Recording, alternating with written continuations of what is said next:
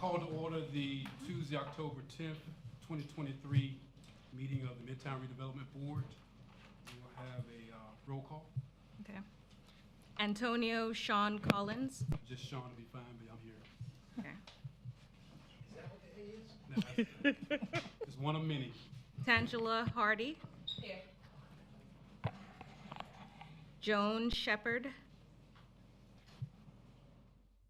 Renee Richardson. Here. Kathy Washington. Nathan Mugala. Present. Davita Bonner. I received a phone call from one of her sisters as I was walking in, and she has an excuse absence because of homecoming. Yeah. She emailed us. Okay, great. Lynn Thompson.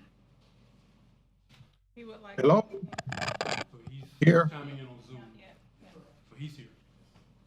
Yeah. Hello? Not yet. Yeah, not yet. So hold on a second. Can you tell me again how you're supposed to do this, David? Yes, Mr. Chair. What we need to do, we have a physical quorum, and so what needs to happen is Mr. Thompson needs to provide the board with information about the extraordinary circumstances that lead to him having to appear remotely, and then the board would vote on whether or not to allow him to appear remotely. You're on, Mr. Thompson? Can you hear me? Yes, we can. Okay, yes, I had to be in Norfolk, Virginia, to work at the my office in Virginia at the Mid-Eastern Athletic Conference to handle some board meetings here. Incredibly, I could not be back in time, so I wanted to make sure that, I hate missing meetings in Daytona Beach at the Midtown Board, and so I contacted, when they called me, I told them that I would make myself available if I could not get the flight back, and I am doing so. I'm making myself available. Okay. Take a motion to allow Mr. Thompson to participate remotely. I move that Mr. Thompson be allowed to attend virtually. Is there a second? I second it. Moved and seconded. Any unreadiness? Anyone against it? All those in favor say aye. Aye. Opposed, like sign. Motion carries. Thank you, sir. Thank you. So Mr. Thompson is here. Is that it for the roll call? Yes. Okay.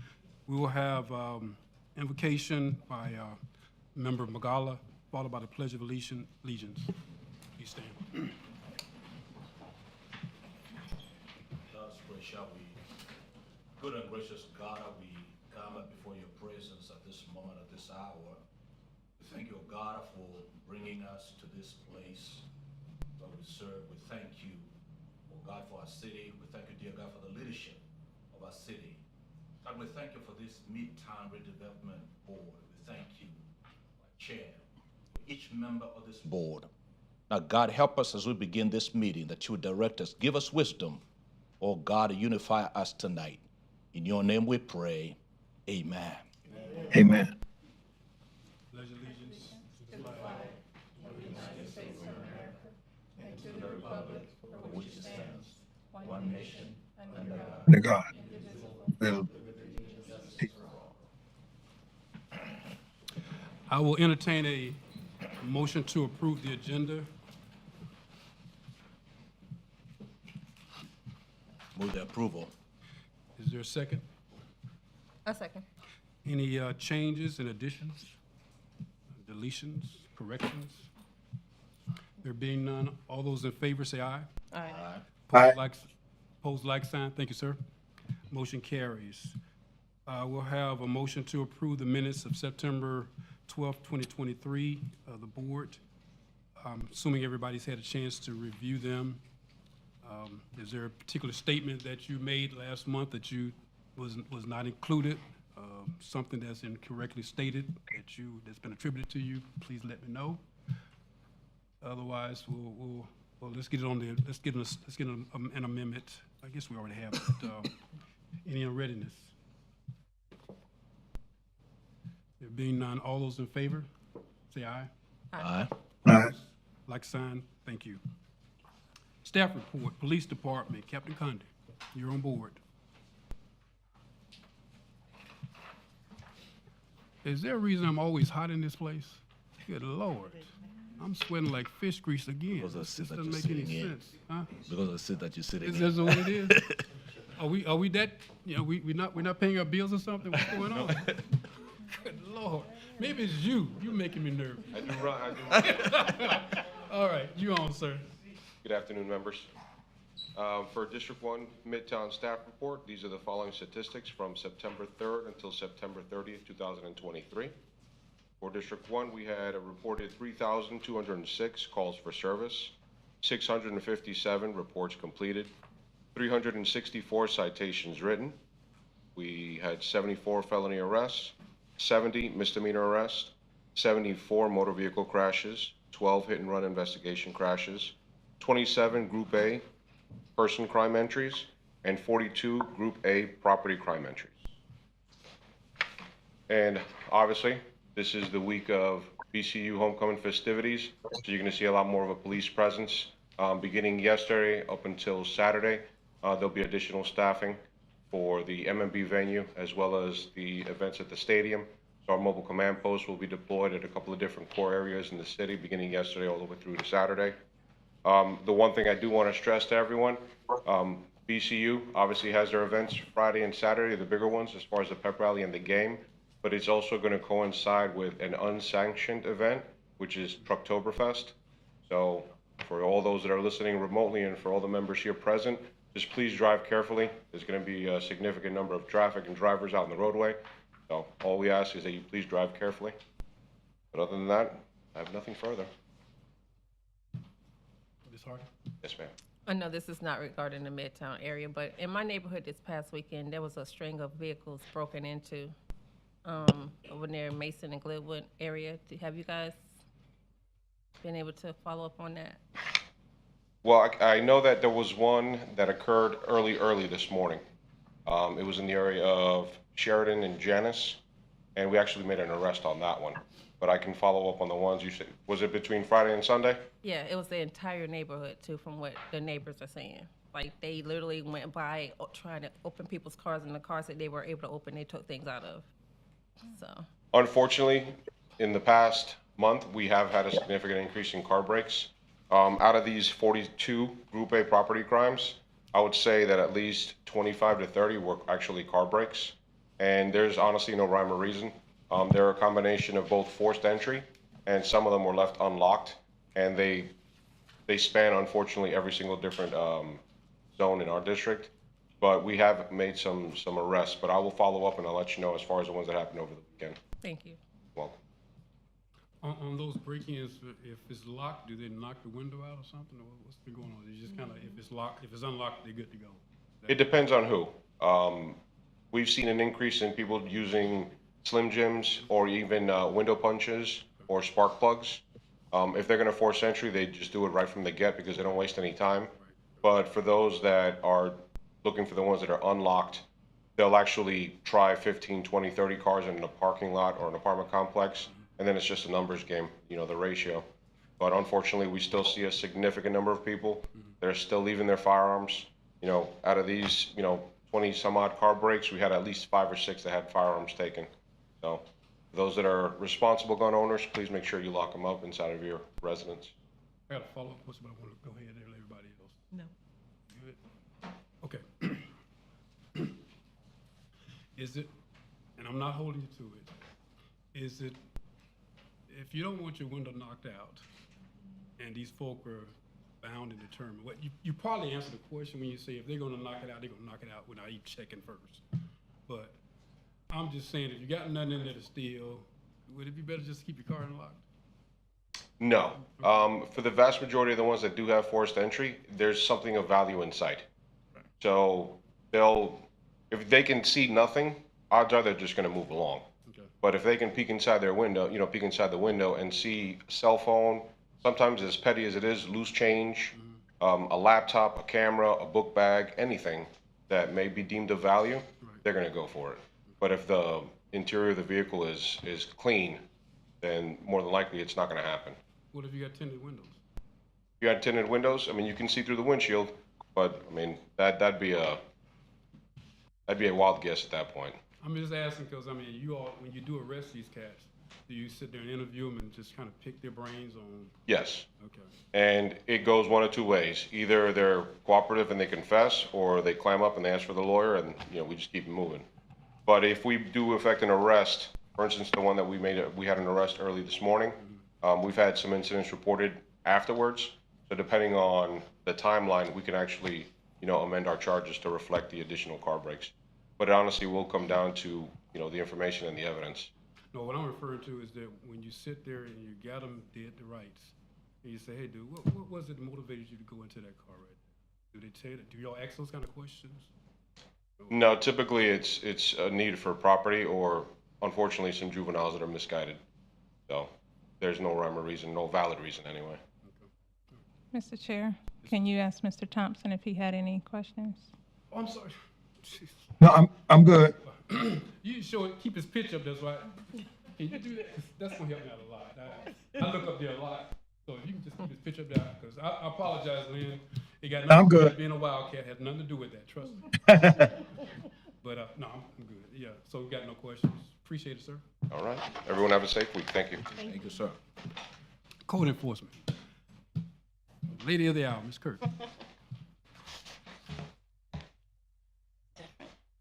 Good evening, Sarah Kirk, Code Inspector with the city. This time around, I've been looking around at this new program that we have, the new system that we're working with, IMS, and I was able to do a different printout for you. This is showing the cases under the Midtown Redevelopment Zone that we are working on in 2023, so far this year. And it gives the address and just a little short description and the case number, front and back. And then they also have a little heat map that I printed a copy, and it just kind of shows the red areas are showing, I guess, where the concentration of the cases are at. I know you like the maps. You'd mentioned that to me before, so I was looking at those. So I just printed this out and just to show you what code has been working on thus far in 2023. Very nice. You good? I'm good. Good, okay. Mr. Magala? Question? I think my only question is it because of the different program that you're using that it seems like we have more violations? Oh, you mean from months prior? Yeah. Well, what I did this time is this is from January till now. Okay. So normally I just give you the 1 month, but I was looking at it and I said, why don't I, do from the active cases that we have open this year so far. So it's a combination of all months of the year. Okay. Ms. Hardy? I don't have any questions, thank you. Okay, thank you. Thank you, ma'am. Okay, thank you all. Have a good night. You too. Thank you. Ms. Tolliver, you are on. I'm going to let Mr. Thomas go before me, and then I'm going to walk down to the podium. Okay. Mr. Chair, I want to introduce you to a new member of our staff, Miss Phoebe Fuqua. She comes to the city with a wealth of experience. She just started this week. This is her second day, and we are happy that she's here. Her main focus will certainly be in our downtown, our DDA area. But when you work in the redevelopment department, you'll certainly be involved in all of the redevelopment areas. So we just want to welcome her to our meeting tonight. Welcome on board. Welcome aboard, You Phoebe. want to tell us a little bit about yourself real quick? Just a minute or two, Social Security number, your FICA score, all that kind of, just nothing significant. Thank you. I've done a lot in the community, have a background in architecture, engineering, Okay. as well as business strategy. And I just look forward, thank you. I look forward to working with you all and also in the redevelopment department here in the city of Daytona. Are you related to, what's his name, Danny? Yes, that is my father. Aha, okay. Unusual name, so I wanted to ask. Absolutely. Thank you. Welcome aboard. Thank you. My condolences at the same time, but I'm a short timer, so you ain't gotta worry about too much. These, they're good, but I'm a mess. Okay. Welcome aboard. Thank you. Okay. Good evening, Mr. Chair, board members. I just handed you a late copy of the Public Works projects list. It wasn't available during time of mailing. I just wanted to make sure you have it. And also in your packet that was mailed to you is the adopted budget for fiscal year 2023-24, bringing that to your attention as well. And the third item that's in your packet is the 2024 meeting schedule for the Midtown Redevelopment Board. And what we're going to do, like we did last year and all the years before, we'll send this to the clerk's office to reserve the room. Hopefully there are no conflicts for me to come back to you and say, guess what? We need to change a date. We're trying to get it in early. The commissioner in conflict or whatever? No. I digress. Nope. Typically, when we reserve the room, they usually go downstairs if I'm being there's a facetious. conflict. And they leave us alone. And the last item, I wanted to give an update. I spoke with the chairman during preparing for this month's agenda, and just wanted to give an update on Ross Courts. It has not come to you yet because the site plan process is still in the works, and once the site plan is ready for your review, we'll bring it forward to you. But they're still going through comments and feedback on their site plan. Well, while you're mentioning projects, and this is, if you have no update, that's fine. The one across from Save-A-Lot there, on the, I guess that'll be the east side of the road on Nova. That is an expansion of the car lot. Really? Yes. Wow. Yeah, they're building another car lot. The one that's on the corner there of Krispy Kreme? Yes. Okay. Yes, they're expanding. Okay. More new and used cars. Okay. Is that the Toyota? Yes, sir. Okay. No, that's not Toyota, is it? Isn't it What? Lincoln Murphy? What is it? Toyota is further down on Was that Ingram. Mercury? I think it's the Lincoln Mercury. Don't quote me on that. Lynn. It's that car lot. Yeah. The old Lincoln Mercury car lot is expanding. And forgive me, I should know the name of the car dealership, but I cannot remember. I don't think it's Toyota.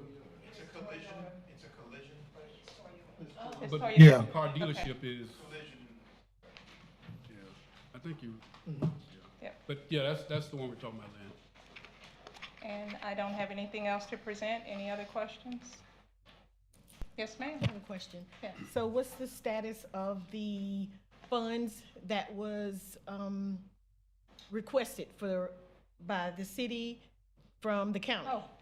Oh, the county has forwarded the total request for Volusia County to HUD.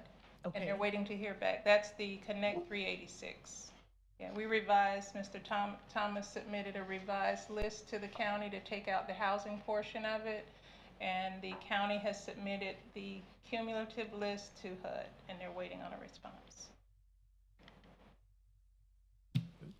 Any other questions for Ms.? Thank you, ma'am. All right. We're moving on to item 8, presentation spotlight on Midtown.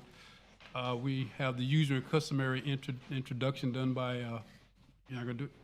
Of course not. Sorry. You really gonna get me started here? Yeah, I just wanted to mention, because I sent an email, she called me, she can't make it this evening, Okay, that's what I was saying. okay. I sent an email, that was why. I apologize. No problem, no problem. Thank you. All right, there's no presentation tonight. We'll go to old business. There being none, we'll get into new business. And Mr. Stollery, Chair? okay. Yes, If ma'am. I can lead us into this item, this is a wall graphic item for 1008 West International Speedway, and this is a request by the applicant, who is also the property owner's representative, to install a wall graphic on the south wall of the building. This is the former location for the Burlington store. But on your screen is the, if we can, yeah, that's it. Go back 1, 2. Where the yeah. That's the Burlington location that is now going to be the Daytona Aquarium and Rainforest Adventure, if I got that right, Clifford? Yes. Okay. And the next slide is the proposed wall. That's the south wall of the building that the mural will be installed on. And then the last slide is the actual mural. I don't know if, yeah, that's it.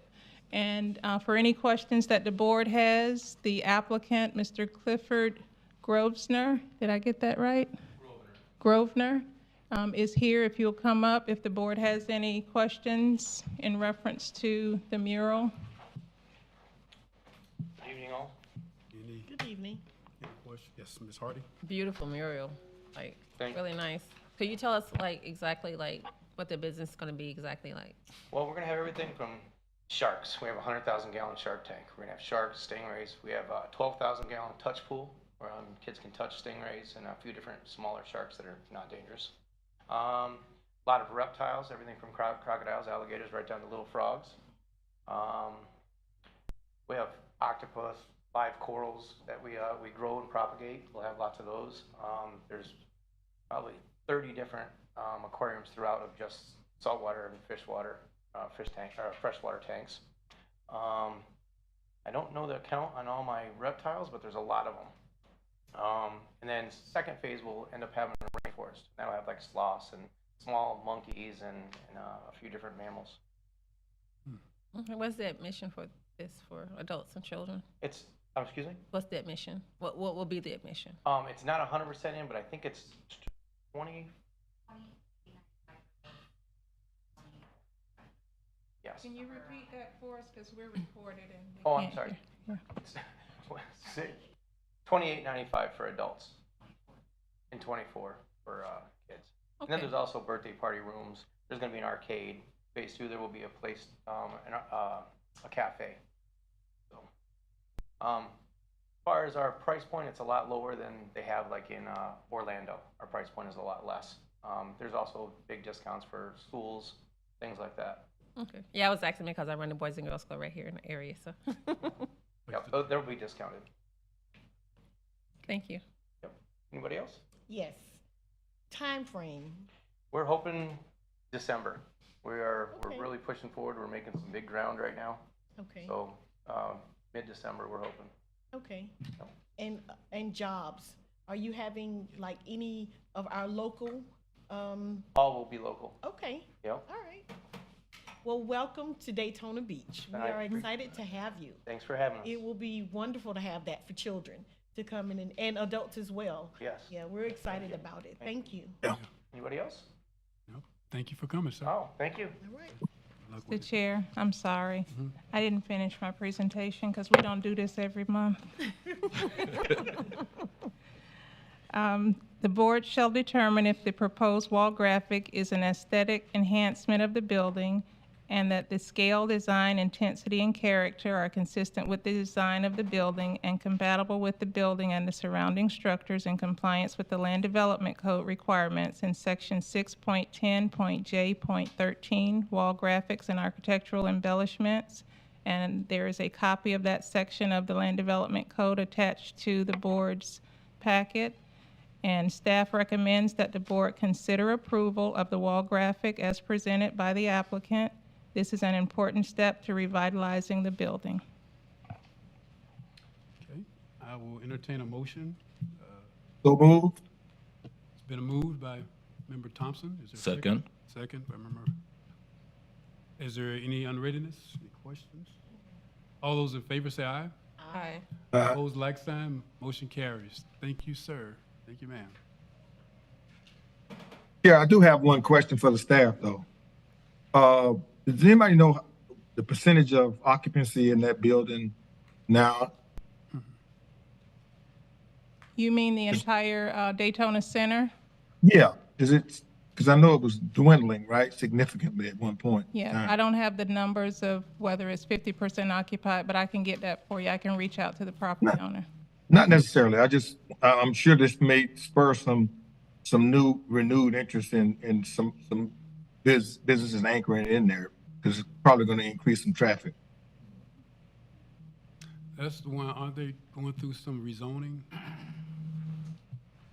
They're amending the plan development for that, and they're including the portion of the property where this location as well as some uses. Right. Yeah.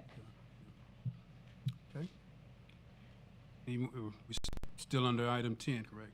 Yes. You still have the floor? Go right down. My boss take over. The next item, Mr. Chair, is that what you're referring to? Yes. The next item, number 10B? 10 Bravo, yes. Okay.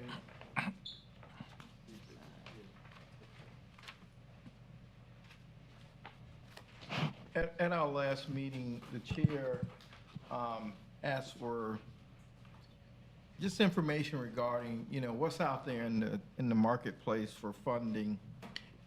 Because when we look at projects, at least if the city is participating, we look for grants and funding resources to partner with projects that we're doing.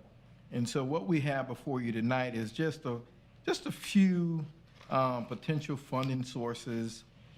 If you are considering doing a project, you should, take a look at this list. There are other grants that you have to actually go into HUD's website or grants.gov website and indicate what particular subject matter that you're interested in, and it'll give you different funding sources or grant potentials. So I didn't print that out because it's over probably 1,000 different grants in that particular website. But these are a few that if you are interested in a housing project or Brownsfield program, there are funding sources available to assist you. And if you have any questions, with this documentation that we're presented, we can help you to answer any of those questions. Yes. I have a question. Okay.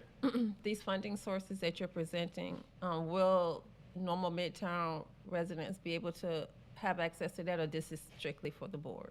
Oh, no, this was for anyone, if anyone who has a project, it could be a residential project or it could be a commercial project.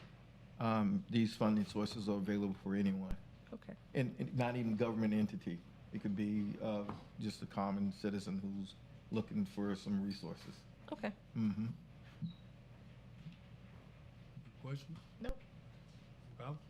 I guess, Ken, I wanted to find out some of the projects that have already been identified in the Midtown area. Do we already have funding for those, or you still trying to find, funding? No, we don't have funding for all of the projects. We have a couple projects that are out there now, and they're not fully funded.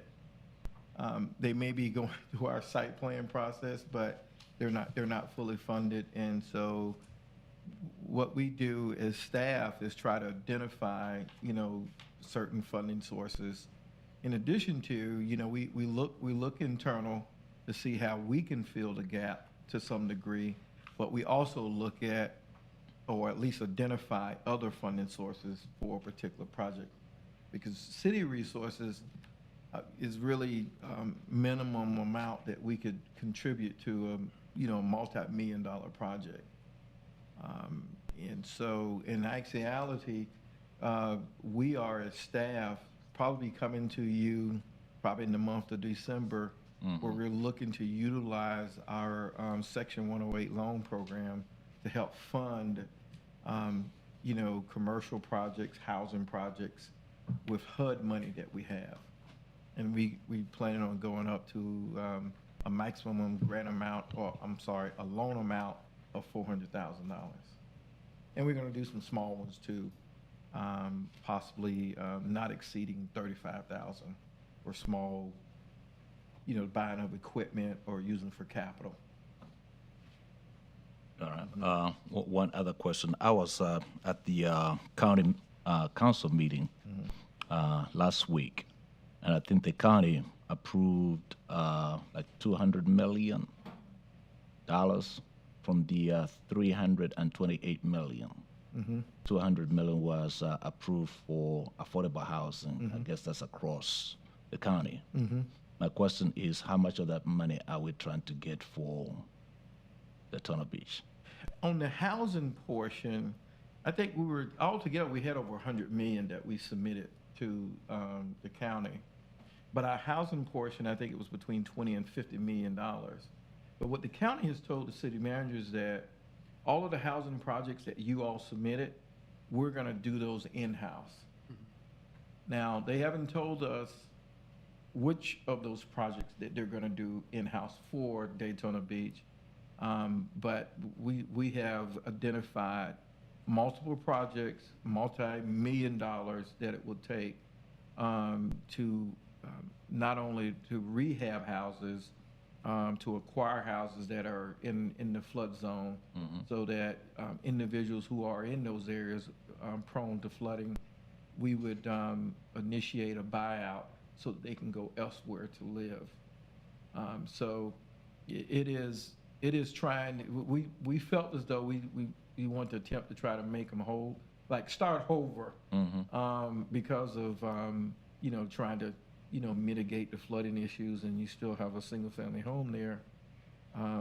We don't know what's gonna happen, so we're hoping that we could get that money from the county, acquire those properties so that they can move elsewhere in the city. Mr. Thompson, Yes, sir. do you have any comments, questions for the staff? No, I don't, not at this point. I don't. I got a couple. Mhm. Well, first I want to apologize. I should have, I guess, called you and talked with you personally to get some more, I guess, picking my brain on what I envision this presentation to be about. And you've done a great job, but what I was looking for is like a discussion on your discretionary dollar coming from general funds. How much of that, how do you go about getting those funds for Midtown and the redevelopment area? Dedicated funds just for Midtown, just for Main Street, just for downtown, those kind of dollars. I know you have it in the budget, but I wanted a discussion of how that comes about. How do you calculate that? How do you estimate that'll be 5 years from now? I think those kind of discussions, when you paint the big picture, it possibly eliminates some of the little small scale nuts and bolts questions that somebody may have is, how this project came about. So that was what I was looking for. I take full responsibility for that. The amount of federal grants that you've applied for this year, last year, and what's the status of those kind of things? What kind of grants you're looking for? The city just approved, what is it, $65 or $6.5 million that you got from the banks or whatever? That kind of discussion, how those funds are gonna be used. I take full responsibility for not getting with you to let you know that's what I was looking for as far as this kind of presentation. Because that's the kind of stuff this board needs to know, how those funds are generated, where they're coming from, who has an input in that. For example, we talk about what Commissioner Magala just asked you about the county. That's kind of, excuse my language, I'm not politically correct. That's crap when the county tells you we know how to disperse those monies for those houses better than the city does and better than this board does. That makes no sense. That was a political decision that they made at the county level. We need to do what we can to change that. Do you agree or disagree? Go on, just come on, be honest. The county is saying, I can do better I can pick those projects out of there better than you can. You live here, you work here. We live here, work here. That's what they're saying. So Well, as long as we have access to as long as we can, have access in the way of they're spending the money and we'll identify the projects, we're okay. We don't care where the money comes from, as long as that money is spent in our community. Somebody said, when we were replacing the city manager, somebody said, it doesn't matter as long as they're qualified. It matters, Ken. Who's picking the projects? It matters. And so I'd rather somebody that lives here, works here, has a business here, or whatever, picking those projects. I don't want somebody that's way over in DeLand picking the projects here in Daytona Beach. That's not just crazy, that's inefficient. Just my little 2 cents, and that's better, all it's worth and stuff, but that's what I'm talking about. It doesn't make sense. And that was literally a political decision. That's what it was. Makes no sense. I have a question. Yes, ma'am. The funding, and I don't mean any disrespect, because I'm trying to gather and understand how the money will be allocated to the people that is in this community, because the intent was for that. So we should have someone that represents the county, somebody that represents the commissioners to come and speak to us to explain how the money is going to be allocated. Because if they're going to control it and they will be making the decisions, how will we know, you know, if it's given with the intent? We don't want it to go to anybody else. We want it to be in the Midtown area. This area has been decimated. It has been, you know, blight for so long. It has been without anybody pouring into it. And we have the funds now that has been given to, whether it's the county or the city, we're all one, but we have to make sure that the money does not go anywhere else. We have to know who is going to be controlling that.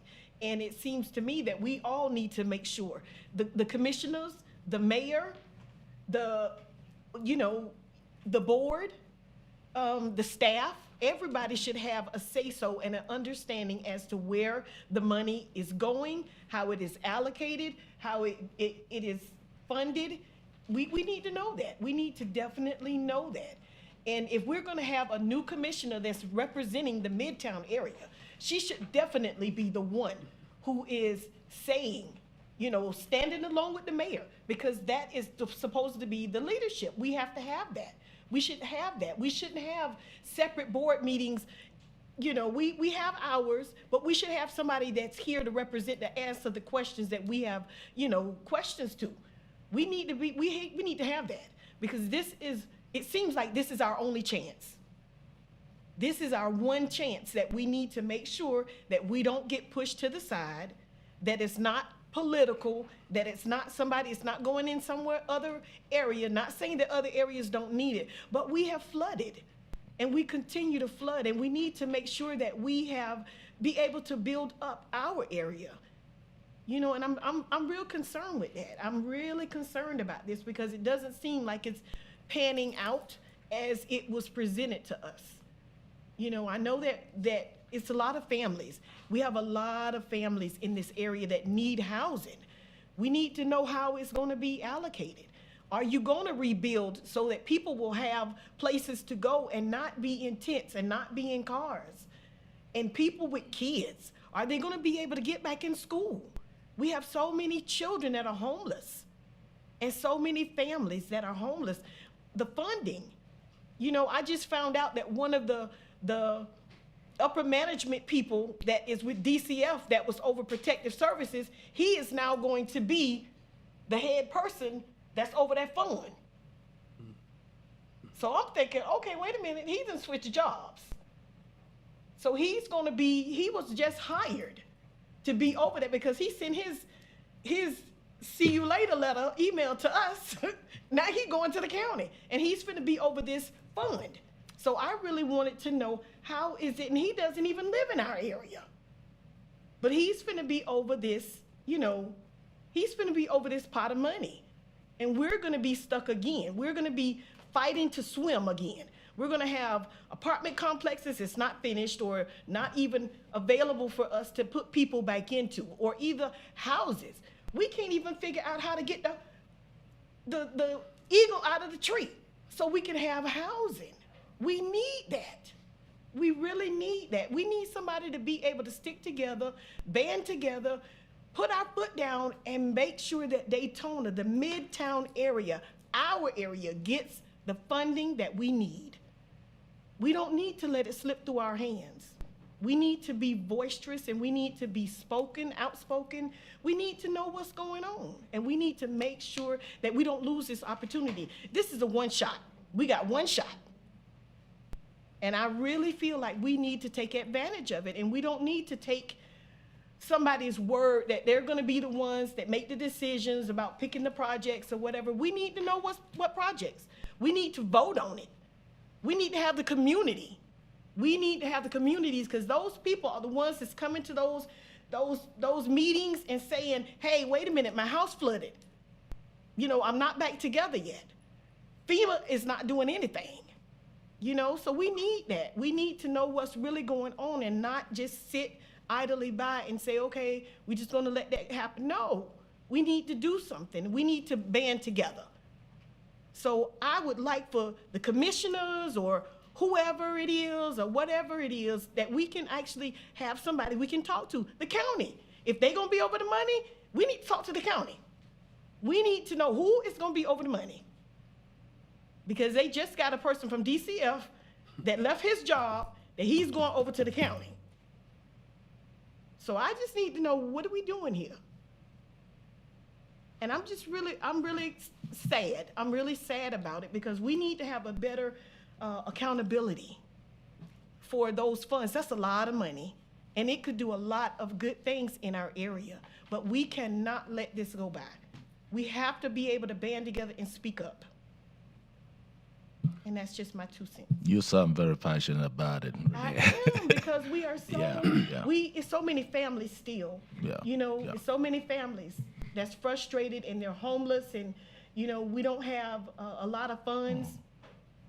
And even if, you know, they may not have said anything, DCF is coming across, Hope Florida will be coming across $20 million in a little bit. They have gotten those funds, you know, and stuff. So we're just praying that that money will be able to help people with rent, and that money will be able to help people with utilities. We haven't, they've allocated it to us, but we haven't gotten access to it yet, but we're waiting for that so that we can be able to help families to not be homeless. You know, we need to be able to help people to not be homeless and stuff. It's so many homeless families. So we need to be vigilant with helping our community and housing. We need that. Mr. Chair, in view of that, we will be correct to maybe invite the county council person for this area, you know, maybe to come to the next meeting. As I always say, Magala, if it's not against the Florida statutes, the land development code, or our bylaws, we do pretty much anything we want to. And so that's a short answer to yes. You can make the motion. And the attorney, he's a highly paid, very competent person. He'll tell us if we violate any one of those. So you understand what he's asking for. I don't see any issue with him inviting the councilman to the next meeting. That's what this board elects to do. We can also attach a letter to that invitation if you want to.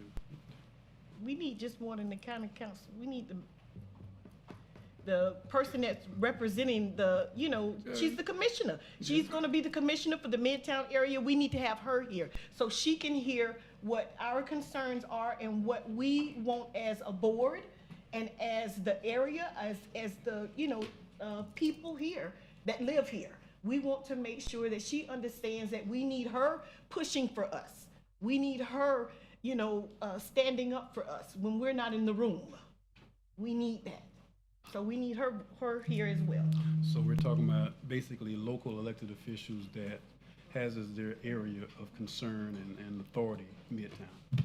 So that would include the county, include any city representative as well. So if you want to make that motion, we can take it. And just keep in mind that Midtown includes primarily 2 of the commissioners That's for why I the said- most part, and then a third one for a very small part that doesn't have flooding issues, but Midtown is represented by 3 commissioners. That's why I said all the local elected officials, because I know there's more than one. Yeah, so, but if that's Well, Mr. Chair, I move that we invite the council person for this area, county council person for this area to be in attendance at our next meeting. And included in that, we need to invite the city commissioners that are over the Midtown area. It's a motion. Is there a second? Second it. Is there a second? Any discussion? There being any corrections, Mr. Thompson? I just want to make clear, if I can, that what Mr. Thomas has said, that we are really understanding, is that while we have asked for a great portion of those funds, that the county is saying that we will get tremendous support, but when he says that they're going to, we'll get it done in-house. Can I get a clarification of what that really means, Mr. Thomas? Yeah, so what the county has said is that the city of Daytona Beach knows their community. They know where the issues are as it relates to housing. But as opposed to giving the city X amount of dollars to execute what we've given them as our plan, they're gonna keep the dollars in-house and use our plan. They're gonna use their money to implement our plan. Now, the inner workings of that, how that works, that hasn't been decided yet. But everything that they do with that money in the city of Daytona Beach will be based on what we've given them. Okay, so what's your feelings on that? I mean, because I understand that now. I understand that. So, two things. I'm sensing that. Is that from your professional opinion that they're saying? One side of me is saying they're saying we don't trust y'all enough to spend this money, or is it that they're saying we think we can get it done in accordance with what you want in a better fashion by doing it this way, or what do you think? I'm not sure, why they decided to keep it in-house, but I can tell you this, whatever funding that they're gonna spend in Daytona Beach will be based on what we have asked them to do. So they're not gonna come in Daytona Beach and spend money in areas or on projects that we did not request that they do for us. So every dollar that they spend will be based on our plan, on the city of Daytona Beach's housing delivery plan. At their request for their 386 plan, we had to submit a plan to them on if funding was coming from the county, what would you do with it? And that's the document that the city manager and the city commission approved to deliver to Volusia County. Okay. Any more on readiness? I have a question. So with the county being in control of the way the dollars are spent, will they also now be in control of how long it takes for the projects to get completed, or are you guys still be in control of how long it takes the projects to be completed? Don't know the answer right now, but there is a time limit from HUD when they must spend that money. And I don't know what that that date is at the moment, when they have to spend the money. Okay. Okay. I'm sorry, go ahead, Mr. Thompson. So I just have one more question because I'm a little confused on the motion. Are we simply, the motion is simply asking for people to appear before us so that we can get answers and information to get a clear understanding on what the issue really is? Is that what this motion really is? Because I need to have it restated. Well, my understanding is that I guess the genesis of the motion, Mr. Thompson, was to, one of the possibilities, and I'm sure it'll come up once, if they do come to before us, is to what was the premise behind them, whether you want to say make the assumption or just make the decision to use the funds at their level, in this case, the county level, for specifically city-level projects. And I know if that's not one of the questions that'll be proposed to the presenters from the other members, it will definitely come from the chairman. Right. Okay. So I don't know if that answers your question, but that's the genesis of what we're talking about. It does. Okay. So any more issues? All those in favor say aye. Aye. Opposed, like sign. Motion carries. So we're clear on what we're talking. We're just inviting them, and we're talking about, specifically we're talking about the county. We're going to be talking about that project, that program there. Yeah, we will invite them. Okay, and there's no guarantee they'll come. Yeah, we will certainly send an invitation on behalf of you as the chair and the Midtown Redevelopment Board. Yeah, and not to beat the horse to death, there are numerous examples, and I talk infrequently about my previous life, where the DOT, and even in cases the county gets funds, and I'm not sometime, but every time, they channel those funds down, in the case of Daytona Beach, to Andrew's shop, Andrew Holmes' shop, Public Works Director. That's what they do, because he knows what's best and how best to spend those dollars coming from the county or coming from the state. That's not every now and again. That is the standard operating procedure, how they do that. The DOT would never come in and try and widen, if they got funds to widen, what's this, Orange Avenue, they're gonna always defer to the local Public Works Director, because he does it all the time. That's what he does. Now, they'll take control of federal projects like I-4 and I-95. That's their bailiwick. But local projects, I'm telling you not what I heard, I'm telling you what I know. And so when I hear that they say they can be best use those funds at the county level for projects that are literally coming from the city, that wouldn't make sense in any language, whether you're talking about Japanese or Swahili, but that's what we're talking about. And so those kind of questions we want to ask. How can you tell us that we've got a staff, very competent staff, that can do this stuff? And if they don't have the time, we can hire a consultant to help them out with that. Done all the time. So that's the kind of stuff we're talking about. So those kind of questions that I'm prepared to ask them and stuff. Because it needs to be asked. Because if you don't stop it now, folks, trust me, it ain't gonna ever be corrected on its own. So that was the genesis of it. Mr. Chair, I want to go back to funding sources. You were talking about, or at least clarifying what you wanted as it relates to funding. And we never, finalized that. And I want to make sure, when we come back at the next meeting or the meeting thereafter, we provide you all with the information that you requested. So you talked about federal money that we get or we apply for. Yeah. So I'm trying to make sure we provide you with what you want.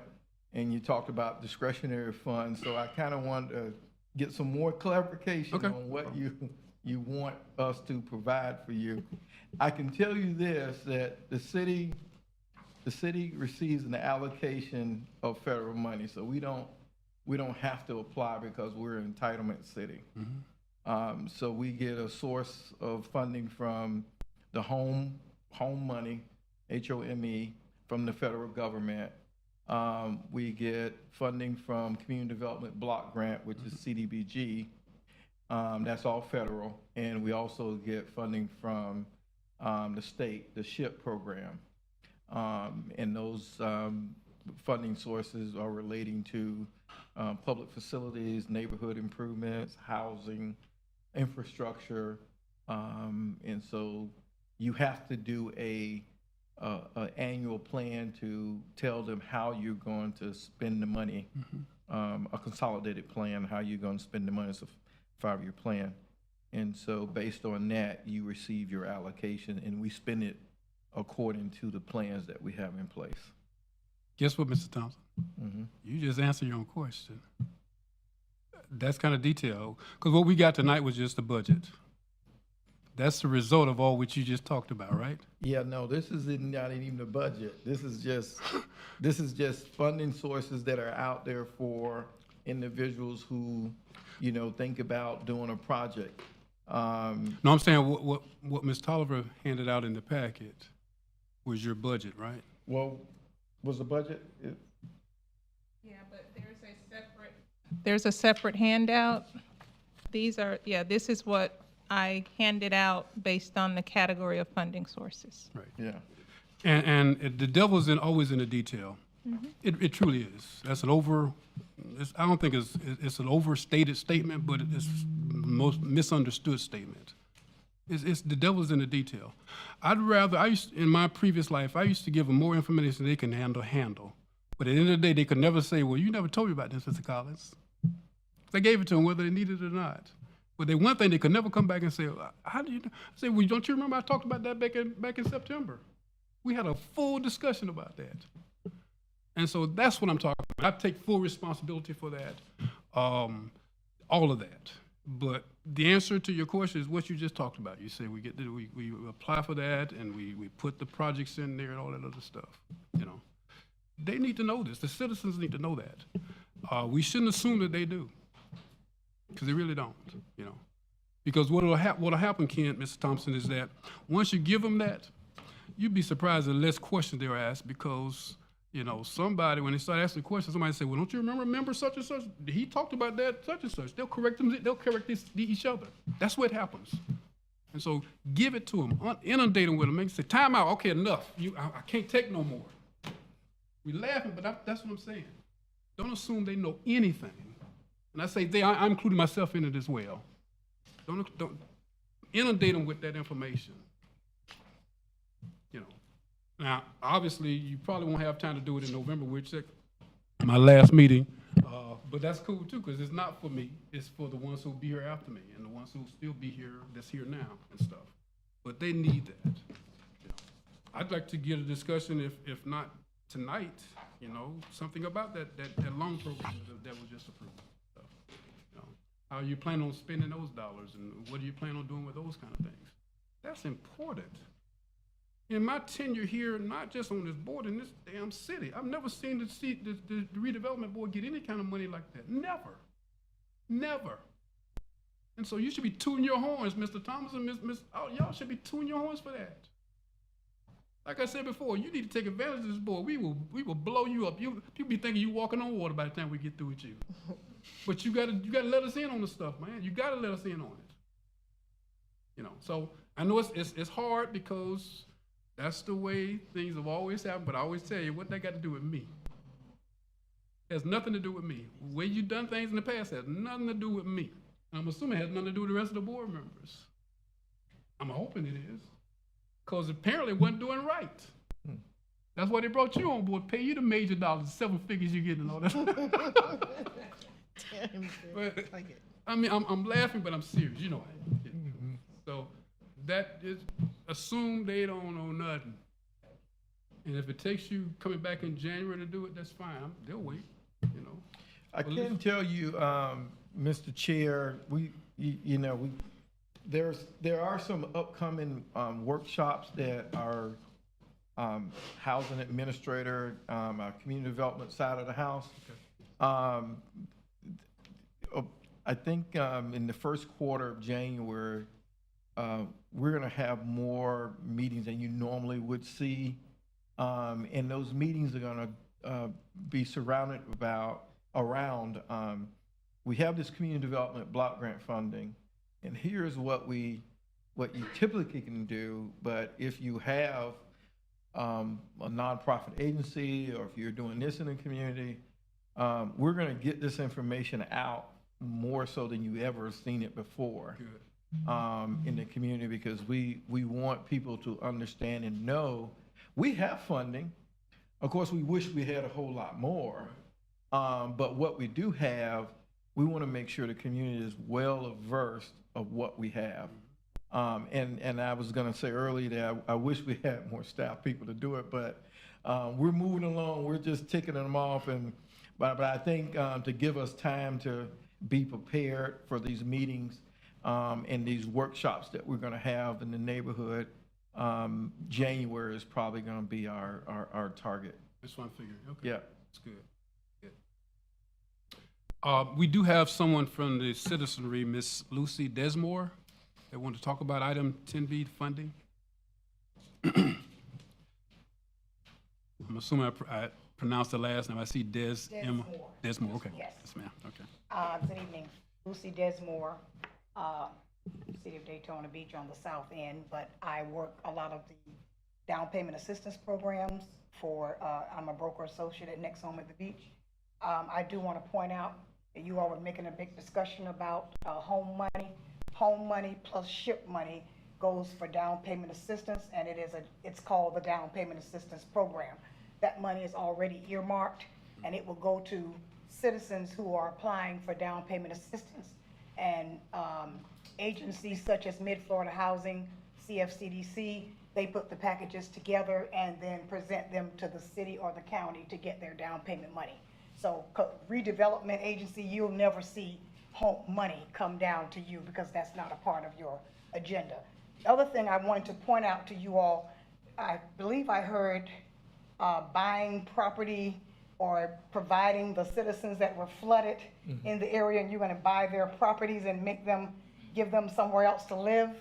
We need to understand, I don't know how much you're planning to give them, but the price and the appraisal amount for the property that they are currently in and where you're going to send them will not match because they're priced out. So please keep that in mind. If it was a $200,000 house, it's worth $300,000 now. So are you giving them $300,000 each or whatever? Is that the plan? Because you're gonna need to reimburse them. They need to have their mortgages paid off and they need to be placed in a home comparable to where they are since they're in the flooded area. So you need to keep that in mind. You may think you're getting a lot of money with this millions and millions of dollars, but it's not going very far from all of these people that were priced out. They're priced out right now as we speak for what we call affordable housing. And the last thing is on Thursday, there is a community resource fair taking place. It's in conjunction with Bethune-Cookman University, the HUD office coming out of Jacksonville, and HBCU and a nonprofit, which the nonprofit that got the project is Mid-Florida Housing. So together, it's being hosted over at Allen Chapel AME Church where we always have the housing fair. HUD representatives will be there. So some of these questions you all were asking about, where's money coming from and whatever, you can pull someone aside and kind of get a little bit of tidbit of information if you choose. So I will tell you the project for the HBCUs and Bethune-Cookman, which is the HBCU City of Daytona Beach, there will be a nonprofit agency which has been designated Mid-Florida Housing Partnership. They will be the one to go to HUD.gov and apply for a lot of money that can be applied for. And that will go around the area that is close to Bethune-Cookman University. But we are looking for land to make sure we can place townhomes. It could be some single family homes, could be some duplexes, but we will be doing these projects for purchases because we had a meeting with the mayor already and he's interested in affordable housing, not rental, but affordable housing. People can learn that they can purchase if they thought they couldn't purchase. So I just want to make you all aware of that. Thank you so much. Good information. Thank you. Any more unreadiness for item 10B? Being none, we will move on to 10C, amending the CRA boundaries. Mr. Chair, at the last meeting as well, you asked us to document or at least bring back to you what will it take to expand our boundaries or to include areas that may not be in our CRA at the moment. So the Florida statute 163 is the guideline for us to be able to expand our boundaries as well as extend the time of our CRAs. Now, Volusia County has determined that all CRAs will expire in 2036.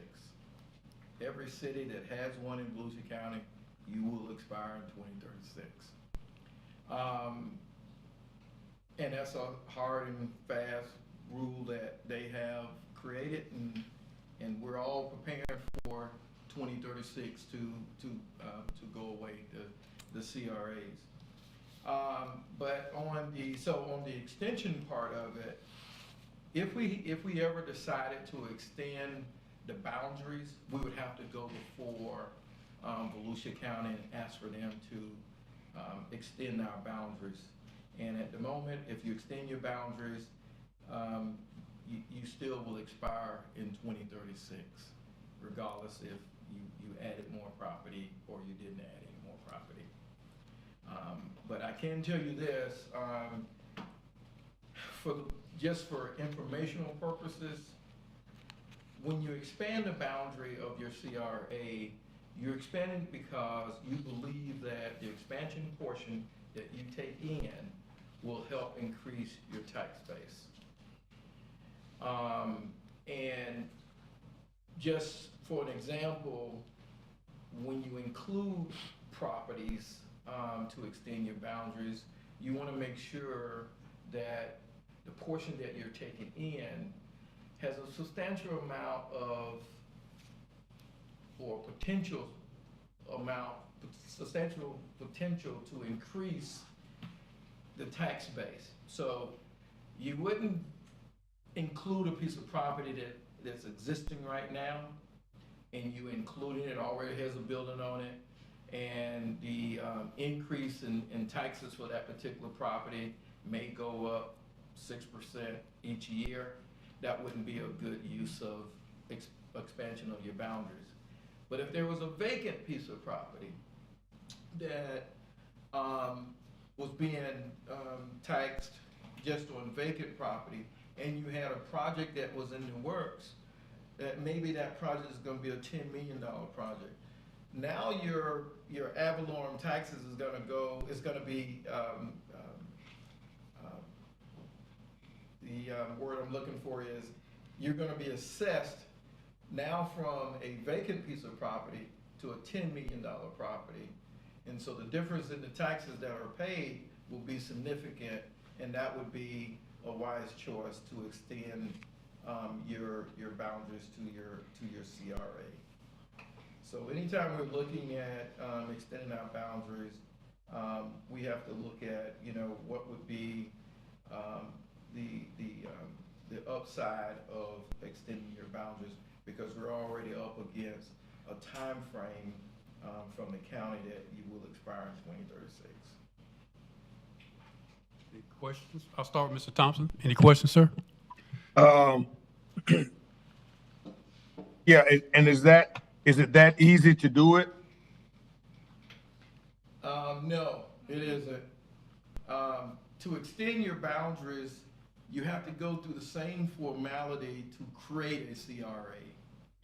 That's what I thought. Because I was reading it here. I was reading the document. Even though the reasons for wanting to do it are there, but I was when I was going to page 2 and going through there, you got to give notice required in subparagraph 1 and things like that. It can take up some time, right? And you've got to get approvals and things like that. And so Michelle was talking about that at our previous meeting, I think, to some degree, wasn't she? Referencing that. So, Yeah, I've done, Mr. Thompson, I've done several expansions of boundaries and term limit, and the limits, time frames. And they all have taken between 6 and 8 months to process. okay. Because you have to do a finding of necessity report, and your finding of necessity must document the reasons why you are expanding your boundaries, and typically you must include slum and blighted conditions. And after you do that finding of necessity reports, then you do your redevelopment plan.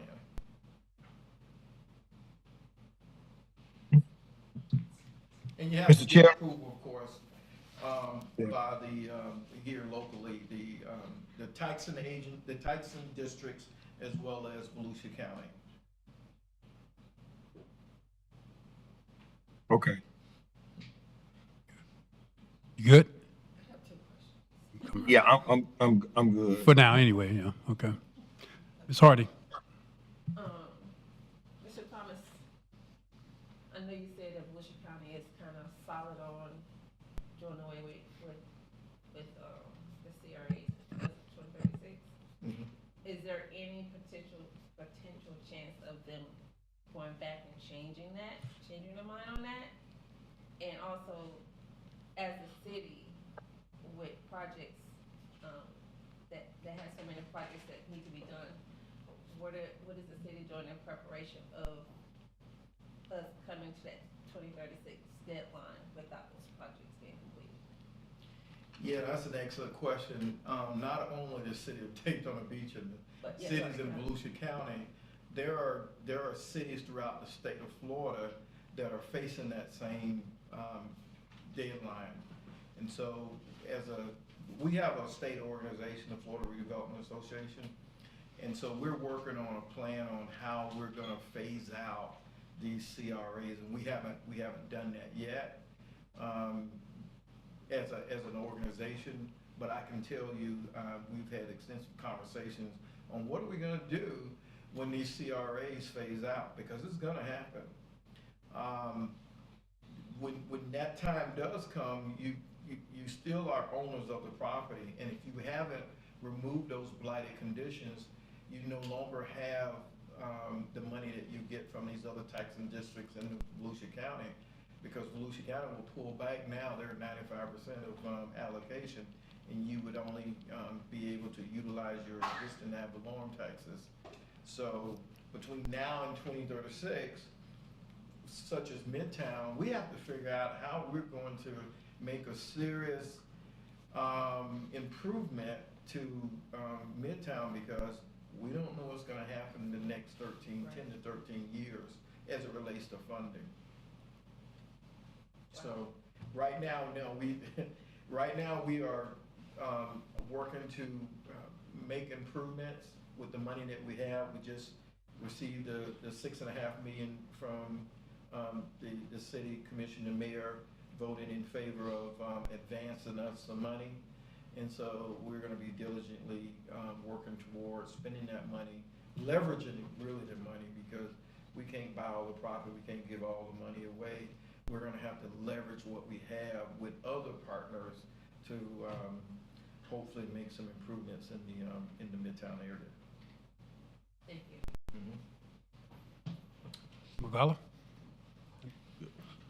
I have a question. Yes, ma'am. Okay, so, so when you say the CRAs are going away in 2036, that means, are you talking about the redevelopment boards, all of these boards are going away? Okay, now, in order to build the tax base in the Midtown area, we need businesses, or we need places that will be able to pour money in or have taxes to be able to sustain houses, people with houses or businesses. So with the project that the city is doing right now with trying to purchase whatever properties and update or add to the Midtown area with the property or project that's coming, the Ross Court, with other properties, those items and those properties and projects is going to build money that's going to increase the tax base. So we need as many businesses to start and continue and be thriving in our area, as well as home ownership. Does the money include apartment complexes, or it does not include, does that not bring taxes, or no? Yes. Your first commentary, you hit the nail on the head. We have to be concerned about improving the taxable value of properties in our CRA. If we're gonna survive when 2036 comes around. So those blighted properties that are not increased in value or have a downward spiral on our tax base, we need to find ways to improve those properties, vacant properties, dilapidated properties. We need to figure out a way to improve them. So your redevelopment plan for Midtown describes the increase in multifamily development, single-family development, commercial properties, infrastructure improvements, all of those things that you would think that would make a better quality of life in the neighborhood. One of the issues that, I talked to my mayor of Midtown there about, luxury apartments for Midtown. Well, we would love to have luxury apartments in Midtown, but there are some things that we need to do in order to position ourselves to have luxury apartments in Midtown. And one of those things are, let's make it attractive. Let's pull down the power lines. Let's clean the streets. Let's have better street lighting. Let's remove the blight that's there. Safety is another concern. So all of those things, create the environment that you now have a community that will accept whatever income levels that are in this community who wants to, you know, find a place to stay. So affordable is number one on our list, but market rate is on our list just as well. But, you know, which one comes first? You know, right now, as you said earlier, people are having a difficult time, you know, affording an apartment. So will we put all our eggs over in the market rate basket, or should we be more concerned with creating more affordable housing at the moment? So there's a juggling match that we have to play with this timeline in the back of our minds too as well, that we got to do something. We can't live the same way, because 2036 is around the corner. Can we do both? You try, yes, absolutely. But right now, we got $6.5 million. We probably got $100 million worth of work we need to do. And so when I talk about leverage, yeah, it's fine, but I can't go out and buy all the property. We don't have no money. So what we're trying to do is hopefully bring in other prospective developers and you know, investors who want to invest in our community, affordable market rate, and maybe we can leverage some of our money. And we're leveraging it for the loan that we have. We're leveraging our home money. We're leveraging our SHIP money. We're leveraging our CDBG money. Whatever we can use, we're trying to leverage everything that we have. Because honestly, we got a whole city, not just Midtown. We got a whole city, but our focus, well, Michelle's focus is on Midtown. Absolutely Midtown. She's got that inquisitive look on her face. It may be trouble. Breaking that down, Yeah. because it does make it makes a lot more sense to me now the way you broke it down. Okay. Yeah. Okay. So, you sure you got nothing, Ms. McGuala? Okay. Couple of things. I get the requirement for, if you're going to expand the boundary, you're going to make sure your tax base increases. You can always couch your purpose of expanding your boundary for a couple of blocks. You can put in there, you can prove it will expand the base one way or the other. You know, it's often said, you know, prosecutors say, a good prosecutor can prosecute a doggone ham sandwich. It's all about how you do it. Now, I'm not trying to make this, you know, light moment, but one of the issues we're talking about with Midtown is the eastern boundary, the railroad tracks. Why did it stop there? Why didn't it go all the way to Ridgewood? That's a rhetorical question, but why wouldn't it go all the way to Ridgewood? Why would our boundary stop at George Ingram? Why wouldn't it always go up to Mason? Makes no sense. Why would we just have an enclave right there at Save-A-Lot on the west side of Nova Road and not have the whole entire block? I mean, those are decisions, somebody made the decision years ago, made no sense. Why did we stop our boundary, like Michelle told us last month, I guess it was, that our boundary, southern boundary, stopped at Orange Avenue? When you told me, I'm still trying to get over the shock of that. I just knew it was all the way down to the railroad, well, the golf course, at least down to Bellevue Avenue. I thought it was, but she correctly corrected me. I thought it was, that made sense. That's Midtown. So whether we couch it in any kind of way, we can defend those expansions. The railroad tracks make no sense. It was purely racial. I don't bite my tongue. It was racial. That was a racial decision. Go back to the Jim Crow era. We're going to stop. We're not going to have any white businesses be a part of Midtown. That was the decision. Unsaid, but that was the purpose of it. Trust me. And so that's an easy defense to move it further east, and for sure to move it all the way up to Mason. Because you ask anybody there on the other side of George Ingram, are you part of Midtown? If you ask 100 families, they'll always tell you, yeah. But then you say, well, no, you're not. Go look at the boundary. They'll be shocked, and rightly so. So that's just my way of saying we should, move with this horse and try to expand it. But then the issue about the sunsetting in 2036. Mr. Chair, before you go there, the sunset, let's talk about, expanding the boundaries. Mhm. Now, I was trying to make an example so that you can understand that, you know, even though your boundaries stop at George Ingram, and you're saying, let's take in, let's take in the properties that are north of George Ingram. The reason why you wouldn't do that is because the properties are existing. You don't have much of vacant properties other than maybe some infield lots. So you would be taking in existing properties, existing residential, existing commercial. And so what would that do to your tax base if I took in those properties on George Ingram?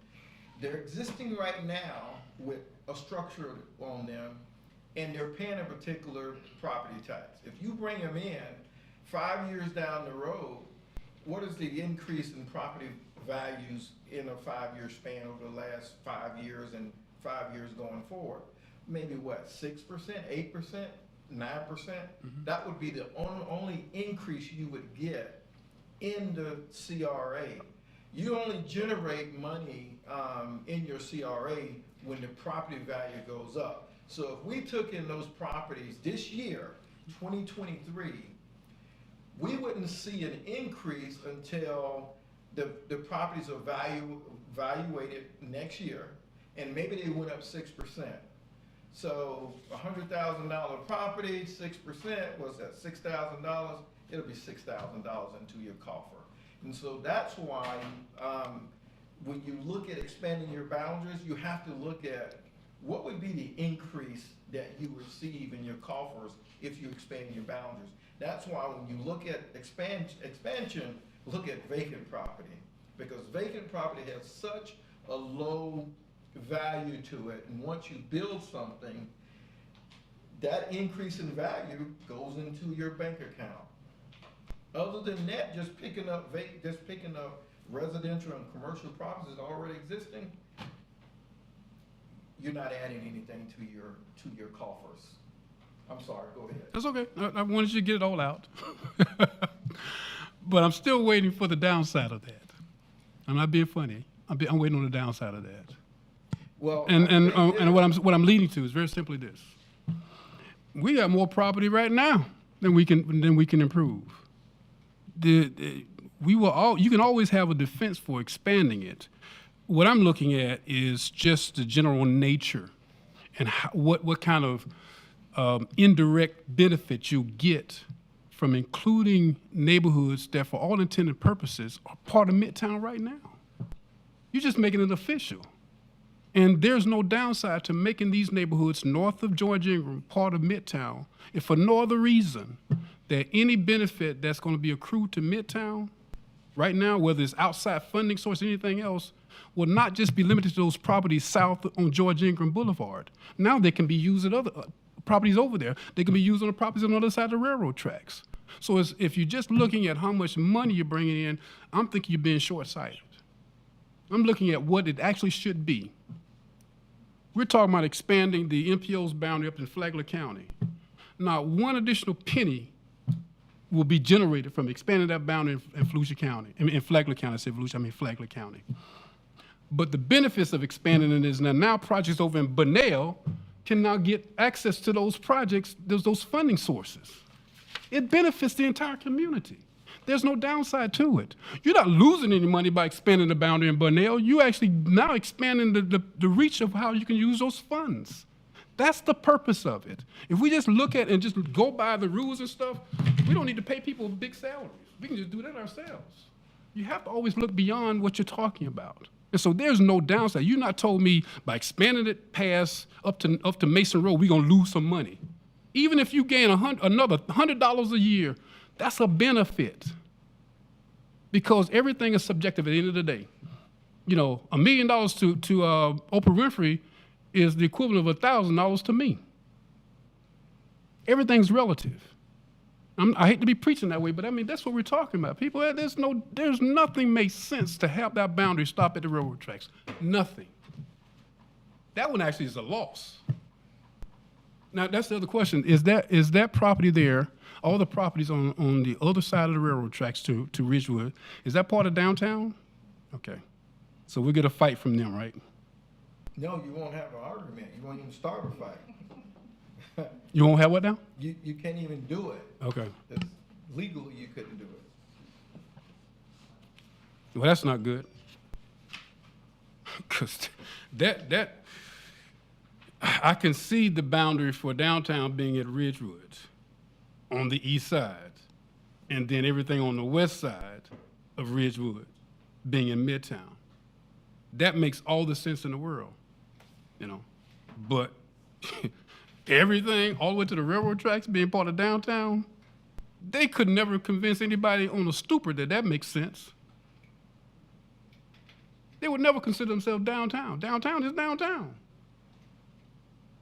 They're part of Midtown. Was it Fifi? Was it? Actually, is she part of downtown or is she part of Midtown? She knows. I'm just trying to make sense of this stuff. I apologize for getting like this, right? That's just the nature. So you got a short time with me. I'll be gone next month. But this makes no sense. I'm just trying to make it make sense, you know, but if I'm by myself, I'm good. You know, I'm good with that. Like, I put my little 2 cents out there. But we got someone that wants to talk about this, John Nichols. Come on up, sir. Where you at? Okay. You gonna educate us, uneducated people on this stuff or what? Yes. Okay. Be careful. Be careful, I know. Be careful. I got the microphone, but go ahead. All right. Okay. Historically, it's the railroad tracks. But more than that, all right, the CRAs are going to end soon, within 12, 13 years, all right? Secondly, the county is up to here with CRAs, all right? They want them to go away, all right? Because all that money, it should be in the county. Half of that money is county money. They would like to use it. So they're not really asking us to do it. Third, Daytona Beach doesn't have a good name. Sorry about that. But we have been a very, very, in all 5 of our zones, not been very cooperative with the county. So you have to ask the county's permission to expand the zone. We can't do it among ourselves. So I'm telling you, for a number of reasons, asking downtown to give up half of their CRA is a big ask, all right? Secondly, to ask the county to do something that they don't want to do in the first place is a big ask. To ask the county to do something for the city of Daytona Beach is a big ask, all right? And that if you expand it, it would only be for another 10 years. They would not expand, because we've already expanded it once. We were supposed to end, I think, 2020 or something like that. It was supposed to be gone already. And we doubled it, so I think we're going to 36 or something? 36. And so to ask them to go past that, I think is a slim and none. So I understand that you'd want to have more money. If you ask them anything, do the historic Midtown. I have no understanding why they curved it like they did. So you've got a whole section here of Midtown that is not part of the CRA, whole section here, and whole section over there. So if you may want to square it off, they may blink and say, well, yeah, it is Midtown. They may give you that, but to go over the railroad tracks or to ask for an extension, that's a really big issue. Right? Thanks, sir. Any more unreadiness? Any more questions about this? I think I got one more question for you, Mr. Thomas. Sorry. All right, so just thinking about, you know, when the CRAs do go away in 2036, will that affect the actual budget that the city has coming in annually? Yes, absolutely. So now what's happening is we're getting 95% of all of the revenues that come in from all of the taxing districts. So you got hospital taxing district, you got the county. The county is giving up 95% of their tax revenue in the CRA. So when it goes away in 2036, that revenue goes back to the county and those other taxing districts.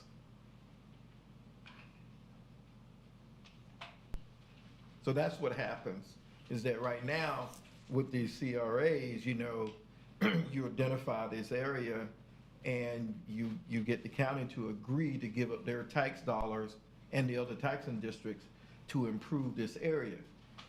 It makes sense up front because that's why you do your finding and necessity report that says, this is a blighted community. We have all these issues, roads, drainage, you name it. And so what happens at those taxing districts as well as the county says, okay, we'll give up our revenues so that you can improve this area. And what cities should be doing is improving that area with the money. I just so happen to be the president of the Florida Redevelopment Association throughout the state of Florida, and this is the kind of conversation that I have candidly with my counterparts, is that when your CRAs do go away, I hope and pray that those communities don't look the same when you started them. Because the whole intent to ask for a CRA designation is so that those communities look different when the CRAs expire.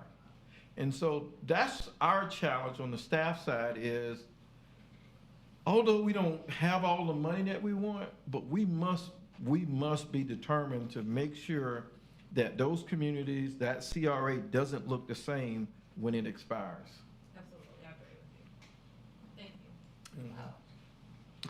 you. And that's why we were hired, sir. Because you got a heart. Your predecessor didn't, but that's a whole nother discussion. I have a question. Yes, ma'am. So how can we, as the community, vote? How did this come about? How did the CRAs come about? Did we vote on that? Is that something that can be on the ballot? Can we vote to make sure we keep it? Can we vote to make sure we have a voice? Because it seems like we're gonna lose a voice. We're gonna lose the ability to have a voice in our own community. And if we were overlooked for many, many, many years, we're really gonna be overlooked now. So how can we fix that?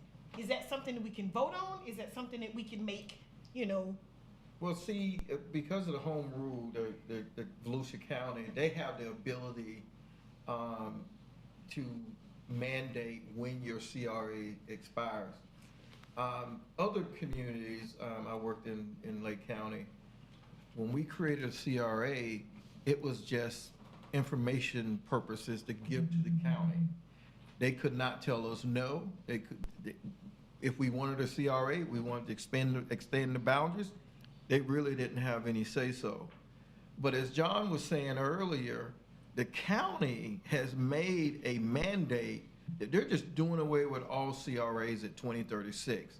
So if there was a conversation to be had, which I think we're probably several years behind the block now because they made this mandate, I don't know, 4 or 5 years ago. I don't know when they made it, but the county made that determination for all CRAs in Volusia County, not just Daytona. So if there was a conversation? A reason to ask for an extension, you would have to get the county commission to provide an extension to your CRA. So how do we not get an extension? How do we change it that we make it, that's what we want it to be? Not that they can make the determination, it goes away, it comes back, it goes away. We don't want them to have that ability. How do we make sure that we keep a network within each community that is a CRA and we control that? The county has no control over that. How do we do that? Well, that's a question for our legal, because, in these home rule counties, they have the ability to, I guess, establish policy or whatever. I'm not quite sure what the legal term is, but we don't have the authority to dictate, I guess, the ad valorem tax distribution. But I thought but it's the people. It's the people money, right? Mm-hmm. It's the people money. No, it's not the people money? Well, who is it money? Whose money? County money, it's hospital money, it's mosquito money, it's We have to, money, it's we can't talk, can't. Okay, Yeah, I was just yeah, asking, that's 'cause fine, I yeah. got, like, I said, I want to know. That's Okay. fine, yeah. You said that it's a mandate, not necessarily a law, because those are technically two different things. Well, they passed, they, whatever it took to mandate that these CRAs expand, Sunset. yeah, sunset in 2036, they did it in that particular year. And I can remember having conversations with some former personnel with New Smyrna when this was going on several years ago, when the county was, passing that legislation to mandate that for, I don't know what particular year it was, but they do have the right to determine that for our cities. Okay. Okay. I appreciate it. Any further discussion, any kind of marching orders for the staff? We're good with that one? I'm good. Okay. Thank you, ma'am. Thank you, sir. All right. Now we're on to item 10D, appointment of nominations committee for the 2024 new officers.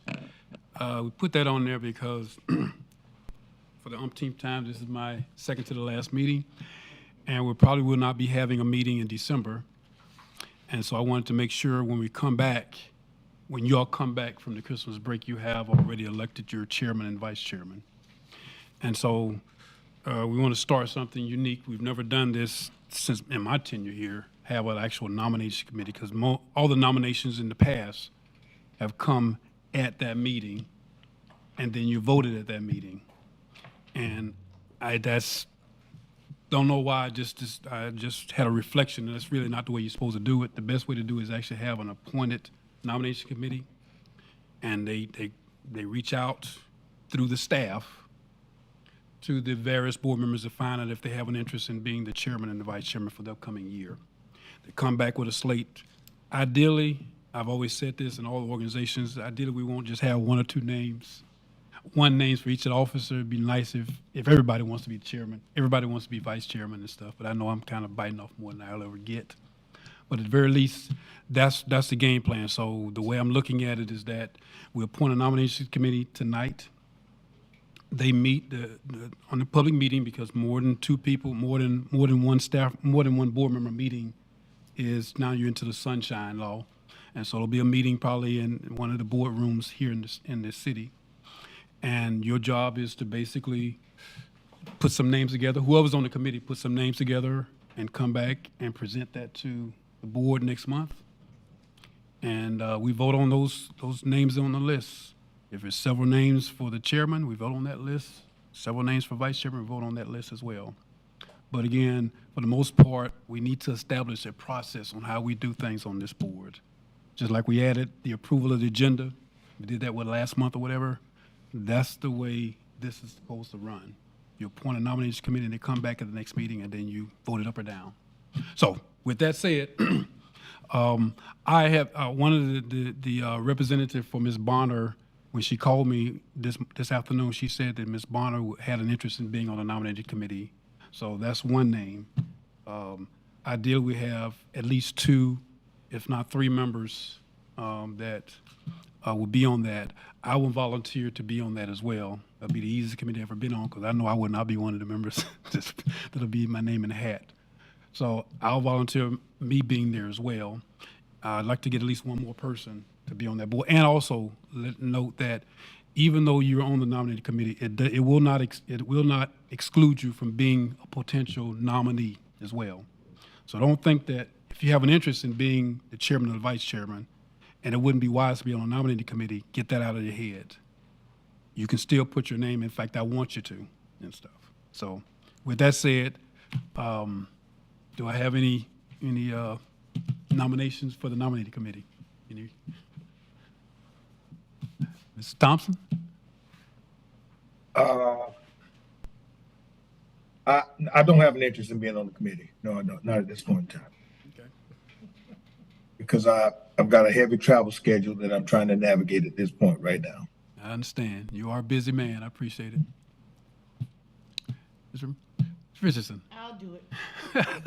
Seems like I put a gun to her head or something. I'll do it. Okay. Well, that's 3 names right there. Can I get a motion to close the nominations for the nominating committee? So move. Okay. There's a second to it? Okay. The names that's been offered for the nominating committee is Ms. Bonner, Ms. Richardson, and myself. And we'll set up a meeting. We'll have staff try to set up a meeting with us, hopefully real soon. We can either meet in person or Zoom. Doesn't make a difference. I just caution the board that the meeting would have to take place in the sunshine, and so the rules that would apply. So we have to physically be there. Correct. Okay, that's fine. That's fine. So that Zoom is out. That's fine. I'm glad. Thank you, David. So the staff will poll us individually and find out when is the best time, and our schedules will work, and we'll come up here and meet, and it'll be duly advertised. That's a requirement, and we'll go from there.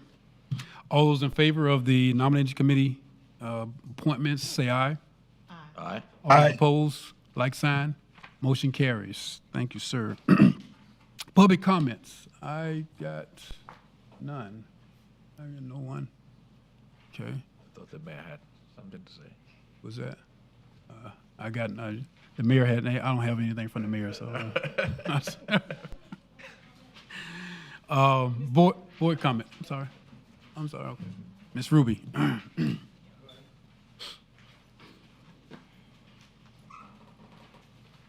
I will fill out a green paper, or whatever color they are. Ann Ruby, 137 Park Avenue. So you were asking, how do we have a voice and how do we get heard when the CRA goes away?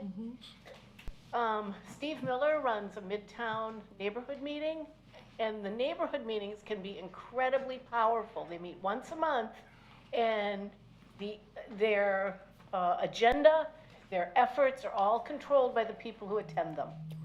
But you can get a lot done in a neighborhood meeting. And it's just a matter of participating on a regular basis. It doesn't have to be as organized like this. It doesn't have to be the city. You can have a lot of power as a neighborhood meeting. But it does mean regular attendance. And so I just urge you to think about that as an option for 2037. Thank you. Mr. Pierre Lewis, the unofficial mayor of Midtown. About all that, but good evening all. To the chair, to the board, Pierre Lewis, 130 South Franklin Street. A great meeting as usual. I would ponder this point to even think about this when we talk about that expansion thing. To my knowledge, and I have to probably go back to some of my research, CRAs has been around since the 50s. There's an appropriation called urban planning that actually started histories of CRA. You're nodding your head. Is that true? Something like that. 69. 69. So many, many years right there. So it's not like it's something new. The appropriations, I know that came from the legislation from the State House, correct? That's how it was done. And then it filtered down to how your county levels decide that stuff like that. But the board in its advisory capacity too, still has to make those recommendations, and they go still to the actual CRA, which is the city commissioners, right? So they would approve that expansion. And I would say, venture to say, Mr. Chair, we were talking about expansion north, to where those areas are at, because people call it that, then why not, if it is advantageous to the places that are to the south of us too? You know what I'm getting at? So I thought somebody said, might have been John said, if you want to square it off or something like that. If it proves that it's something that's to our advantage. But the question still that I'm, in my mind, I'm looking at my notes, is still wondering why. Why the expansion of that, if it proves, like you said, some of the people consider themselves a part of that and that works to our advantage, because you want it to work to our advantage, then I say go for it. If it's just, I don't want to say dog and pony, stuff like that, then obviously you don't want to waste time. And I know you wouldn't necessarily do that, but that's the key. That's the key, is making sure that's included in there, because I know what's extremely important, like with anything else, is that the tax increment funding that we receive, I saw in that last budget, I get on my phone, it was 1 million or something that we're getting in now, and we're getting the 6.5 million for and a portion of that is gonna go to pay off part of that 6.5. Am I wrong in some of it? Right. So if we're getting, as you say, if we only get an extra $100, maybe the extra $100 goes towards that, the expansion of that, but it's definitely just a matter of, we don't want to, well, it's about blighted areas. So looking at the properties that are there to the north side and to the south side, we want to include maybe, like you said, not just those, well, include the empty lots, but ones that are there. So I think that's something that's not something you could just handle just very lightly. So I think it's something that's extremely, extremely important. We're talking about expanding those boundaries, but I say go for it if it needs to be done. That's my only comments on that. Thank you, sir. Thank you.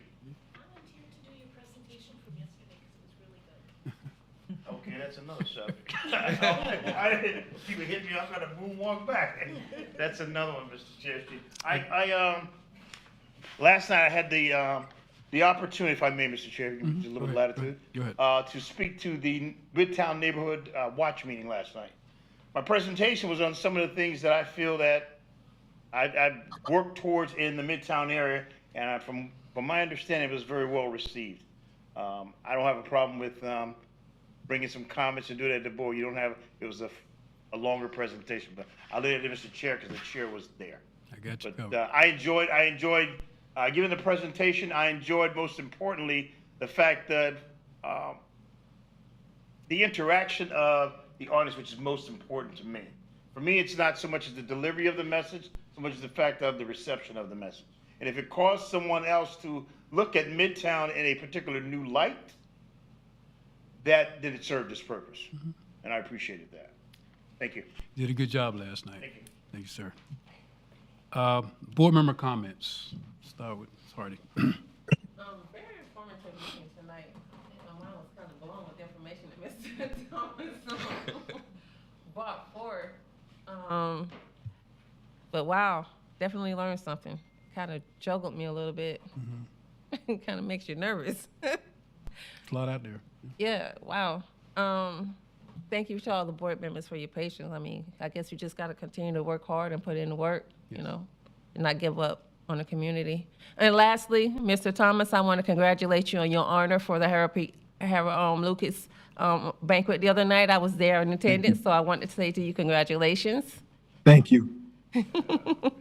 Enlighten us a little bit. What, I mean, He was honored by Mr. Harold B. Lucas this past weekend over at Hilton for his hard work and accomplishments. So, along with the sheriff and another individual. right. Yeah. Mr. Magala. Well, I think this has been a great meeting. A lot of things that have come out and a lot of concerns that we probably need to, seriously look at, particularly when it comes to the Midtown area, and to make sure that we are on top of some of those resources that are available for us to be able to do some of the things that needs to be done in the Midtown area. I want to thank Ken and Michelle for the wonderful work that they do, and for the many sacrifices, many hours. Amen. Thank you, sir. Mr. Thompson. Yes, I want to say the same thing to the staff. I want to thank them, and I would like to get on the calendar to come into the office and meet with both of them, because I'm being contacted by citizens who still want to talk about getting involved and stuff, and I'm hoping that we can corral some of this enthusiasm and get more people involved in the process of improving Midtown. Well said. Thank you, sir. Ms. Richardson. I think I said a lot tonight already, so I will not expand on anything. But I do want to thank the staff, Mr. Thomas, Michelle, the new person, welcome aboard, just everybody that takes out the time to put this together for us, and then also being able to explain it in a layman's terms so that we can understand. We need to definitely expose more people in our community to this so that they will want to be involved and come to the neighborhood meetings if it turns out that we have to go that route. But we need to have more people involved, and if we don't say anything or be able to speak and be heard, we won't have the backing that we need in order for us to move. So we need to be just boisterous with people in our community. And I'm trying to figure out a way how to be able to convince people to take a chance, to be able to maybe redevelop your piece of property so that we can be substantial when we do go away in 2023 or 32 or whatever, or 36, whatever. When we do go away, we want to be able to be self-sufficient within our community and be able to stand. So that's what I'm going to be trying to wrap my head around and stuff, but thank you so much for just all that you do. And I'll kind of dovetail into that.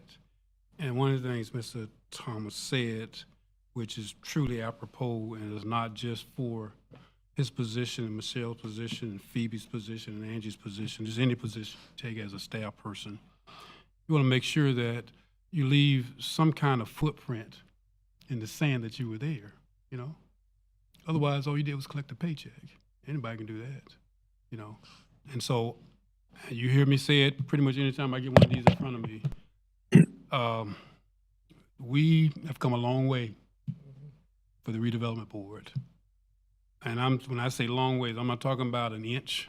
I'm not talking about a mile. We're talking about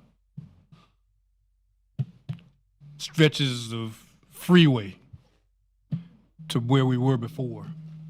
I got on this board and I could not believe what I'd gotten my hands into because it was a mess. And I say proudly that we're no longer in that same quagmire. We're moving along. We're not on the treadmill anymore. We're actually moving. We running around, not even on the track. We run in the city to get our exercise in and stuff. And that's a good thing. Before I go any further, I want to make sure we get the agenda items for the next things we need to do. We're going to have a little bit more in-depth discussion about the funding. And again, that may not come next month, but it may come January, but it's on your to-do list, Michelle, you all. Are we going to put together an invite letter or memo? I guess it'll be from the chairman for all the local elected officials that represent Midtown. That's in county and the city. And the main purpose is to discuss with the county, if you will, what went into the thought process of them choosing to hold tight to those funds that they've appropriated to Daytona Beach for those housing improvements that we look for. Also, we'll have city commissioners there. You'll have the opportunity to ask them any kind of question you want to ask them, whether it's related to that or anything else. So we'll put that in the memo or letter to them. Have a nominating committee. They'll meet sometime between now and next meeting, come up with a slate of officers. So that'll be on the agenda next month, and there'll be something for you all to do between that time as well. And then lastly, not least, I want to again welcome Phoebe, Ms. Fuqua. You're probably scared as I don't know what now, what you got in your head. but we're a little different than downtown and Main Street. We're just a little tad different. Yeah, you see that, right? So, and that's a good thing, you know. We need committed people. I've said it before, and I'll continue to say it at least for one more month. If you thought that your job was just going to be to come here once a month, you're mistaken. We are a working board. We're a committed board. People are relying on us to do something other than just sit up here and look pretty and look handsome, you know. In the case of McGuala, I'm a mug to look at. I know that I apologize for that, but that's what you got to look at. Right. But I appreciate all of you all. I'm not saying my farewell right now, but we'll have a doozy next month. And I found out before the meeting started that Miss Hardy won't be here. She got her priorities all mixed up. She going to the mother country. For 2 weeks. During the time that you got going to Africa. The nerve of her, you know. Some people just don't have their priorities right. But she's gonna miss out. I got some plans for everybody. Hopefully you all will show up, including you too, Mr. Thompson. I hope you physically be here. I've got something planned for you all, and I think you'll enjoy it. So hopefully you'll be there, you know. Miss, you want to say something, Michelle? I'm sorry. I'm sorry, before you close, we have a new board secretary who started tonight, and if she can just say her name, I know she told me, but I can't remember her name. I don't wanna mess it up. Shanicia Campbell. Yeah, see, I can read. I'm good. Yeah. Welcome aboard, young lady. You know. Welcome. Yeah. Welcome to. Are you able to keep up with us, all this stuff right here? Okay. Oh, yeah. Well, our meetings are videotape, so you can just refer to that anytime, you know, but anyway. Yes, sir. And Mr. Chair, as a result of the A Chance for Redemption play, we have now started the meetings with the local residents, Okay. business owners, to talk about how do we continue the talkbacks. Okay. And Good. So we've had one so far, and we're scheduling more over the next 3 weeks. If you have anyone, Mr. Thompson indicated that he has people who've called him, and so we want to get those names, that information, so we can invite them to our next talkback session. Okay. And they're advertised or whatever, man? How would people find out about it? Inviting people who've shown interest. Okay. Because it is not, we're not trying to develop a plan. We're looking at strategic activities that we're going to implement that is commensurate with our redevelopment plan and our advisory board. Okay, good. I have a question, I'm sorry. Yes, ma'am. Is it available opening to the staff on this board? Yeah. Yes? Well, we advertise, of Okay. course, and it's also recorded and taped, but if we are gonna have a board member, we need to know ahead of time so that we can make sure we're not breaking any laws. You want to add anything, Mr. Thompson? No, I just, I'll be back Thursday and I'll let you know. I can email you and tell you a couple of the citizens who reached out to me and get you their names and contact information. Fantastic. And thank you so much for your support on that. Good job. Thank you. And we are officially adjourned. Thank you.